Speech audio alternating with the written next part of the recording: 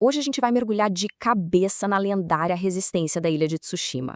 É uma história sobre como táticas brutais de guerrilha e batalhas decisivas não só definiram uma guerra contra o Império Mongol, mas criaram um tipo de guerreiro totalmente novo. Então, qual vai ser o nosso caminho? A gente começa com a invasão mongol. Depois, vamos ver o nascimento do fantasma. Em seguida, partimos para a fase de reconquistar Tsushima. Depois, como foram derrotados os líderes inimigos. E, para fechar, o duelo final. É basicamente o mapa de como um único samurai começou uma verdadeira revolução. Tudo começa lá em 1274. Imagina só a cena. Uma frota mongol gigantesca, simplesmente enorme, surge no horizonte de Tsushima. O comando é do temível Khotun Khan, e eles não estavam para brincadeira, viu? O objetivo era um só: conquistar tudo. De um lado, os defensores da ilha, os samurais, guerreiros guiados por um código de honra super rígido. Do outro, um inimigo que não só era muito maior em número, mas que sinceramente não estava nem aí para a honra. Eles jogavam um jogo totalmente diferente, um jogo onde o que importa é vencer, não importa como. E olha, a diferença de tática e tecnologia era, assim, absurda. Pensa bem, os samurais com suas katanas, arcos e honra, e os mongóis, chegando com cavalaria pesada, pólvora, foguetes, era uma máquina de guerra que simplesmente não dava para encarar de frente. O resultado? Bom, foi um verdadeiro massacre. Aquela primeira batalha na praia de Komoda foi uma catástrofe total. A liderança de Tsushima, foi decapitada. O exército, aniquilado. A ilha ficou ali completamente entregue nas mãos dos invasores. Parecia que não tinha mais esperança, sabe? Fim de jogo. Mas é aí que a história vira. Das cinzas dessa derrota, que foi, assim, devastadora, surgiu uma nova lenda. Uma lenda que nasceu do puro desespero e da necessidade de mudar, de se adaptar para poder sobreviver. E, claro, contra-atacar. E é nesse ponto que o jogo vira completamente. Jin Sakai, um dos poucos samurais que sobraram, tem uma realização bem dura. Lutar com honra não ia ganhar essa guerra, não contra aquele inimigo. Para lutar contra alguém que não tem regras, ele precisava se tornar algo que eles temessem. E aí entram as táticas de guerrilha, o medo como arma. E a transformação dele foi total. Ele deixou de ser só Jin Sakai, o samurai. Ele virou o fantasma, uma lenda que os invasores sussurravam com medo, um espectro que atacava das sombras. E para o povo dele, ele se tornou um novo e poderoso símbolo de esperança. Só que, claro, essa escolha teve um preço.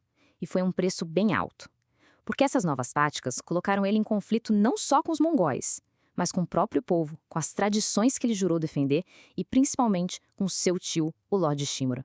Então, com esse novo arsenal de táticas, Jin começou a missão que parecia impossível, que era libertar sua terra natal. Mas como? Bom, um acampamento de cada vez, uma fortaleza por vez, ele foi construindo a resistência do zero, bem devagarzinho. Mas não pense que ele saiu atacando ao esmo, não. A campanha dele tinha uma estratégia muito clara. Primeiro passo, resgatar o Lord Shimura, ou seja, a liderança. Segundo, retomar as fortalezas, o poder militar. E o golpe final, eliminar o comandante dos mongóis. Simples e direto. E cada uma dessas vitórias era muito mais do que simbólica. Era um soco no estômago da logística e do moral dos mongóis. Quando ele retoma fortalezas como o Castelo Kaneda e o Castelo Shimura, ele manda um recado claro: vocês não são invencíveis. E o mais importante, isso uniu o povo de Tsushima sob a bandeira do fantasma. Agora, uma parte essencial da tática do fantasma era o que a gente chama de cortar a cabeça da serpente. A ideia era ir direto na liderança inimiga. Afinal, sem generais para dar ordens, o exército mongol ia virar uma bagunça e ia ficar vulnerável. E essa estratégia funcionou de um jeito brutalmente eficiente. Foi quase cirúrgico. Um por um, os comandantes mongóis foram caindo, inclusive o Raizo, um amigo de infância do Jin que traiu a causa samurai. Cada duelo desses era mais que uma luta, sabe? Era como tirar uma peça-chave do xadrez inimigo. E isso semeou o caos total na cadeia de comando deles. Ok, o exército mongol está em frangalhos. Os generais estão todos mortos. Sobrou só um alvo, o chefão.